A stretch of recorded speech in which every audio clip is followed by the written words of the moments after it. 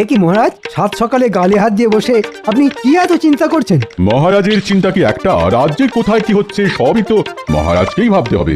মহারাজ বুদ্ধিমান, আর বুদ্ধিমান লোকেরা ভেবেই কাজ করে, কাজ করে ভাবেন না। তবে মহারাজের মুখ চোখ দেখে তো মনে হচ্ছে ভাবনাটা বেশ ভালোই ভোগাচ্ছে। না না, লক্ষণ তো ভালো ঠেকছে না। আমার মাথায় তো কিচ্ছু ঢুকছে না। ঘটে কিছু থাকলে তবে তো ঢুকবে।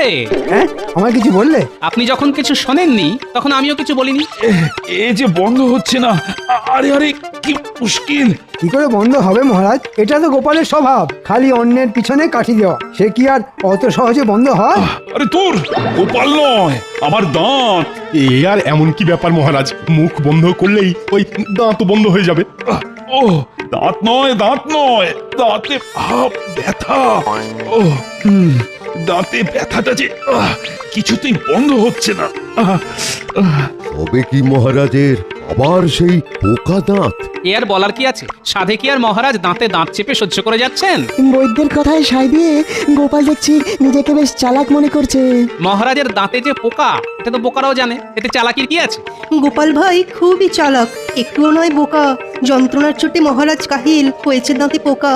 এ কি মহারাজ? বটে, এদিকে আমি মরছি আমার জ্বালায়, মানে দাঁতের জ্বালায়, আর সবার ফুর্তি হচ্ছে। মনেতে পুলক ধরেছে নাকি? ওই গোপালই তো বদের হাঁড়ি। ওই তো তখন থেকে দাঁত বের করে আপনার দাঁতের বদনাম করে ছাড়ল।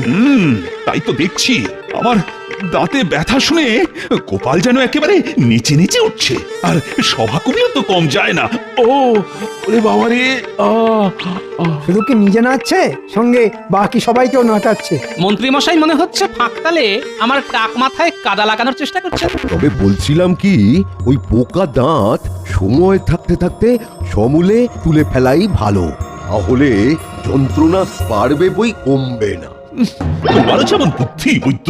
ও আমার কত দিনের সাধের দাঁত, একে একে আমি সজ্ঞানে হারাই কি করে বলো তো? কান খুলে শোনো, দাঁত তোলার কথা ভুলে গিয়ে অন্য কোনো ব্যথা কমানোর উপায় ভাবো। আর ব্যথা যদি না কমে, তবে কিন্তু আমি কাউকে ছাড়বো না। গোপাল কি ধরা ছোঁয়ার বাইরে মহারাজ? না না না না, গোপালকেও ছাড়বো না। ও নিজে নাচা আর অন্যদের নাচানো আমি বের করছি। ও ওরে বাবা, কি ব্যথা! এই তো, এটাই তো আমি চাইছিলাম মহারাজ। আপনি কিচ্ছু চিন্তা করবেন না মহারাজ, দেখি আমি কিছু একটা ভেবে চিন্তে বের করছি। আপনার সব ব্যথার আমি একেবারে কাঁথা কেচে ছেড়ে দেবো।